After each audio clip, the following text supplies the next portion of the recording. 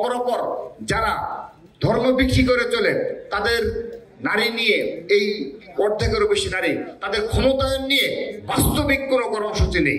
ছাত্র দলের নেতাকর্মীরাই সবচেয়ে সাহসী এবং মেধাবী ছাত্র সমাজের মাঝে।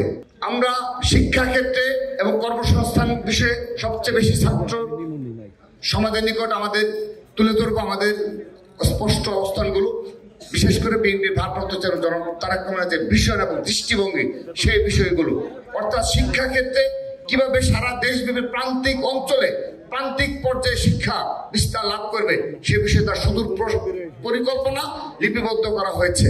কিন্তু বাংলাদেশে আরো যারা রয়েছে, দল রয়েছে, তাদের কেউ এইভাবে স্পষ্টভাবে শিক্ষাক্ষেত্রে এবং শিক্ষকদের জন্য একদম স্পষ্টভাবে কোনো পরিকল্পনা আজকের দিন পর্যন্ত তারা পেশ করতে পারেনি, আমাদের সামনে উপস্থাপন করতে পারেনি।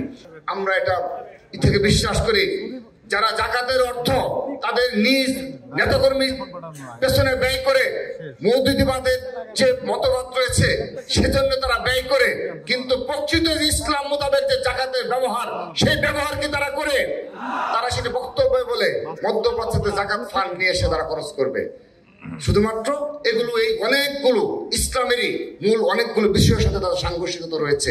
আপনারা সবচেয়ে শিক্ষিত সমাজ, আপনারা সেই বিষয়গুলো আরো পড়াশোনা করে আপনারা সেই বিষয়গুলো সাধারণ শিক্ষার্থীদের মাঝে এই ধর্মের নামে যেভাবে আজকে বাংলাদেশে একটি উগ্রবাদী শক্তি উত্থানের জন্য তারা প্রচেষ্টা চালিয়েছে।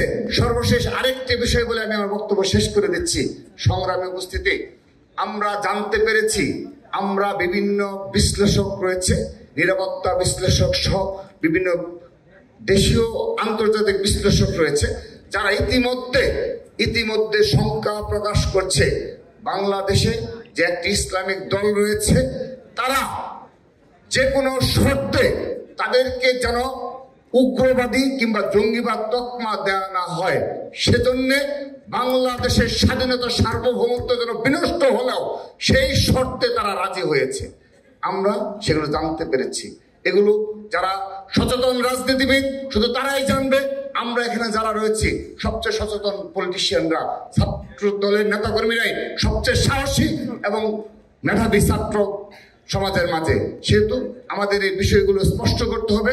বাংলাদেশ যেন আবারও কোনো ঝুঁকির মাঝে যেন না পড়ে, আমাদের স্বাধীনতা সার্বভৌমত্ব যেন বিনষ্ট যেন না হয়, কেউ যেন শুধুমাত্র ক্ষমতার স্বার্থে, ক্ষমতায় লাভের স্বার্থে বাংলাদেশের স্বাধীনতা সার্বভৌমত্ব বিকিয়ে না দেয়।